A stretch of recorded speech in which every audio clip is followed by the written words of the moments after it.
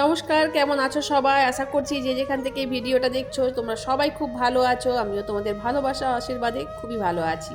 তো আজকের ভিডিওটা শুরু করলাম রান্নাঘর থেকে। রান্নাঘরে আমরা অর্ধেকের বেশি সময়টা যেখানে কাটাই সেখান থেকে আজকের আমার ভিডিওটা শুরু। ঘুম থেকে উঠে ব্রাশ করে জল খেয়েছি 1 গ্লাস, তারপরে একটুখানি চা খেয়ে চলে এসেছি রান্নাঘরের ভেতরে। এখানে মুগ ডালটা ভাজা হচ্ছে। মুগ ডালটা ভেজেছি, কিন্তু শেষের দিকে যখন নামাতে গেলাম তখন একটুখানি লাল লাল হয়ে গেল। তো কী আর করবো, এক হাতে ফোনটা ধরে আছি আর এক হাতে ডালটা ভাজছিলাম বলে এরকম অবস্থা। ফোনটা যে স্ট্যান্ডে রেখে তারপরে আমি যে ভিডিওটা করব তার কোনো উপায় নেই, কারণ স্ট্যান্ডটা না ভেঙে গেছে অনেকদিন আগে, নতুন করে আর কেনা হয়ে ওঠেনি।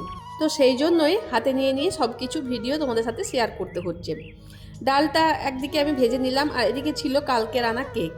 তো আজকের ভিডিওটাও কিন্তু আবার অনেক দিনের পুরনো, এটা হচ্ছে 25শে ডিসেম্বরের ভিডিও। এখন তো চলে এসেছে তোমার 2026, আর 2025-এর ভিডিও, এটা 25শে ডিসেম্বরের ভিডিও। কারণ আমি ছাড়তে টাইম পাইনি, তারপরে অনেকটা টাইম কেটে গেল, অনেকটা সময় পেরিয়ে গেল। ভিডিওগুলো আমার মানে জমিয়ে রেখেছিলাম, আমি একটাও ছাড়তে পারিনি তখন কিছু কারণবশত। তারপর তো আমার মা চলে গেলেন, তোমরা তো সবাই জানো। মা চলে যাওয়ার ভিডিওগুলো তোমাদের সাথে শেয়ার করেছি। আজকে যখন আমি তোমাদেরকে এই ভিডিওটা দিচ্ছি, মনটা আমার একদম ভালো নেই। সারাটা দিন আমার মনটা খুবই খারাপ গেল, খুবই কান্নাকাটি করলাম। কারণ আজকে আমার মায়ের 1 মাস হলো চলে যাওয়া। কত তাড়াতাড়ি সময়গুলো কেটে যায়, তাই না? দেখতে দেখতে একটার পর একটা দিন কেটে গেল। প্রথমে 1 দিন, 2 দিন, 3 দিন, তারপরে 10 দিন, তারপরে 15 দিন, তারপরে হচ্ছে তোমার 1 মাস, সপ্তাহ, বছর, এরকমভাবেই কেটে যাবে, তাই তো? মানুষটা আর কোনোদিন ফিরে আসবে না, বছরগুলো কেটে যাবে একটার পর একটা। এভাবেই মানুষও বুঝতে শিখবে, মানুষের ভেতরেও কষ্টটাও কমবে। কিন্তু মা বাবা চলে যাওয়ার যে কষ্টটা, সেটা কিন্তু কোনো দিন ভেতর থেকে যায় না, আর যাবেও না।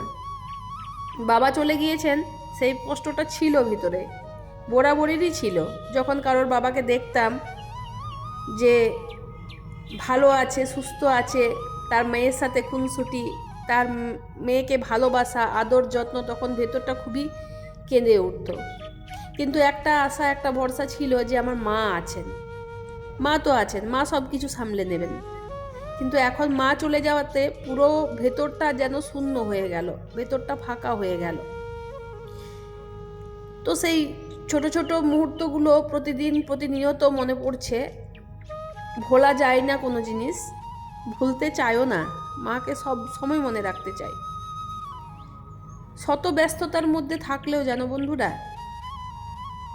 কিছু হয়তো কাজ করছি, আমি কাজটা করছি ঠিক আছে, কিন্তু তার মধ্যে থেকেও মায়ের মুখখানা ভেসে উঠছে। জানি না এতটা কষ্ট কেন পাচ্ছি, শুধু আমি নয়, আমার দিদিরাও কষ্ট পাচ্ছে। যারা মাকে হারিয়েছে তারা সবাই কষ্ট পাচ্ছে। তো এটাই নিয়তি, এটা মেনে নিতে হয়, সবাই আমাকে সেটাই বোঝাচ্ছে। আমিও সেটা জানি, আমি কোনো বাচ্চা ছেলে নয় যে আমাকে বোঝাতে হবে। কিন্তু তার মধ্যে থেকেও কষ্টটা এতটা পরিমাণে বেড়ে উঠছে, একবার করে ফুঁড়ে ফুঁড়ে উঠছে যেন ব্যথাটা। মা নেই, এটা ভাবলেই পুরো সারা শরীর একদম ঠান্ডা হয়ে যাচ্ছে। মা নেই, মায়ের কণ্ঠস্বর শুনতে পাচ্ছি না, মায়ের সেই ভালোবাসাটা অনুভব করতে পারছি না। তো যাই হোক বন্ধুরা, আমার কষ্টটা আমি আমাদের মধ্যেই রেখেছি, আমার দিদিরাও খুব কষ্ট পাচ্ছে। তো একটা জিনিস যখন মানুষকে বলা হয় 10 বার করে, তখন মানুষ কিন্তু তেতো হয়ে যায়। এই কথাটা, এই কান্নাটা যদি আমি মানুষের কাছে প্রতিনিয়ত কাঁদতে থাকি, কথাটা যদি বলতে থাকি, তারা তো বিরক্ত হবেই। এবং সবাই এটাই বলবে যে তোর কি একাই মা মারা গেছে? এটাই যখন নিয়ম, পৃথিবীর সবার দায় হচ্ছে। আমি পৃথিবীর সব মানুষেরই কথা ভেবে বলছি যে এই যন্ত্রণাটা যে ভোগ করেছে, সে কতটা যন্ত্রণার মধ্যে দিয়ে গেছে, সেটা আজকে আমরা অনুভব করছি সবাই। তো যাই হোক বন্ধুরা, তোমাদের সাথে কথা বলতে বলতে, মায়ের কথা বলতে বলতে আমি অনেকগুলো কাজও করে নিলাম। রান্নাঘরের ডাল চাপিয়েছি আজকে, সব সবজি দিয়ে ডাল, মুগের ডাল হচ্ছে। আর এদিকে দেখো কত সুন্দর সুন্দর ফুলগুলো, সেগুলোই তোমাদের সাথে শেয়ার করলাম। একটু দুষ্টুমি করে। বাড়ি দিকে চলে এসেছি, কত জামা কাপড় মেলা হয়েছে দেখো এখানে, মনে হচ্ছে ধোপা বাড়ি। কি করব, অনেক অনেক জামা কাপড় কাচার থাকে যেগুলো আমি ছুটির দিন ছাড়া কাচতে পাই না। 25শে ডিসেম্বর তাই ছুটি নিয়েছিলাম, তাই জামা কাপড়গুলো কেচে মিলেছি। তারপর সব কাজ শেষ করে দুপুরের দিকে চলে এসেছি একদম বাজারে। আর বাজারে এলেই আমি কিন্তু এই যে আখের রসটা খাই।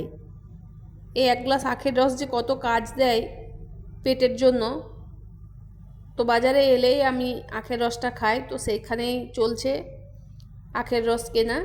আর মেশিনটা যখন চালাচ্ছিল খুব আওয়াজ উঠছিল, তাই ভাবলাম একটুখানি মিউট রাখি, তাই মিউট রেখেছিলাম। আখের রসটা যখন করে তখন কিন্তু এর সাথে কাগজি লেবু, বিট লবণ এগুলোও দেওয়া হয়, তো সেই জন্য স্বাদটা আরও পরিমাণে বেড়ে যায়। কিন্তু এই বিট লবণ কাগজি দিয়ে খাওয়াটাও কিন্তু পেটের পক্ষে ভালো নয়, কিন্তু আমরা স্বাদের জন্য খেয়ে থাকি। আমি কিছুদিন তোমাদের দাদাভাইকে আনাচ্ছিলাম বাজার থেকে, শুধু খাঁটি যে রসটা বের করেছে সেই রসটুকুই। তো তারপরে আমি ওইসব কিছু নিচ্ছিলাম না। তো আজকে মনে হলো না, একটুখানি স্বাদটা পরিবর্তন করি, সেই জন্য বিট লবণ আর কাগজি দিয়ে আখের রসটা আজকে নিয়ে নিলাম। আর এই যে কাকুটা আখের রসটা দিচ্ছে, অনেক দিনের চেনা, আমাদের অনেক দিনের পুরনো, তো আমরা আখের রস খেলে এর কাছ থেকেই কিনে নিই। তো চলে এসছে এক গ্লাস ভর্তি ভর্তি আখের রস, কিন্তু তোমাদের দাদাভাই বাইরে কোথাও কিচ্ছু খাই না, একমাত্র আমিই খাই। আমি আর ছেলে বাইরে এলে তখন সেটা খাই। তারপর দেখতে দেখতে কেকের দোকান চলে এসেছি। সকালে তো কেক খেলাম, দেখলে তোমরা। তো এখনও পর্যন্ত অনেক কেক রাখা আছে বাড়িতে, তাও মনে হলো, ছেলে বললো পেস্ট্রি খাবে, তো সেই জন্য ওটা খুঁজতে এসেছে এখানে, কিন্তু সেটা পাওয়া যাচ্ছে না, চকলেট পেস্ট্রিটা এও পাওয়া যাচ্ছে না। অনেক খোঁজাখুঁজির পর এই দোকান থেকে না শুনতে হলো, মানে এত কেকের মাঝেও পেস্ট্রিটা নেই আজকে, সেটা শুনতে হলো। তারপরে সেখান থেকে আমরা বেরিয়ে এলাম, কারণ অন্য কোনো কেক নেওয়া যাবে না, ছেলে খাবে না। সকাল থেকে অনেক কেক ও খেয়েছে, পেস্ট্রি ছাড়া কিচ্ছু খাবে না। তো সেই জন্য ওখান থেকে আমরা বেরিয়ে চলে এসে অন্য একটা দোকানে এসেছিলাম, তো সেখান থেকে পেয়ে গিয়েছিলাম। তো তারপরে এবার বাড়ি ফিরবো। তো সাধারণত যে যে দোকান থেকে যে যে জিনিসগুলো আমরা নিই প্রতিনিয়ত, সেই দোকানগুলোই তোমাদেরকে দেখানোর চেষ্টা করি। তো ওই দোকানটা থেকে আমরা কেক নিয়ে থাকি, মানে যে কোনো বার্থডে কেক হোক বা এরকম পেস্ট্রি খাওয়ার ইচ্ছা হলে বা এরকম কেক খাওয়ার ইচ্ছা হলে ওই দোকান থেকেই নিয়ে আসি। কিন্তু তো বন্ধুরা যখন বাড়ি ফিরবে তখন দেখছি এই কিউট কিউট বাচ্চাগুলো কেমন ঘুরে বেড়াচ্ছে এখানে, তারও একটা ভিডিও তুলে নিলাম। তো আজকের ভিডিওটা বন্ধুরা এই পর্যন্তই, দেখা হচ্ছে আবার কোনো নতুন ভিডিওর সাথে। ততক্ষণ জন্য তোমরা সবাই ভালো থেকো, সুস্থ থেকো।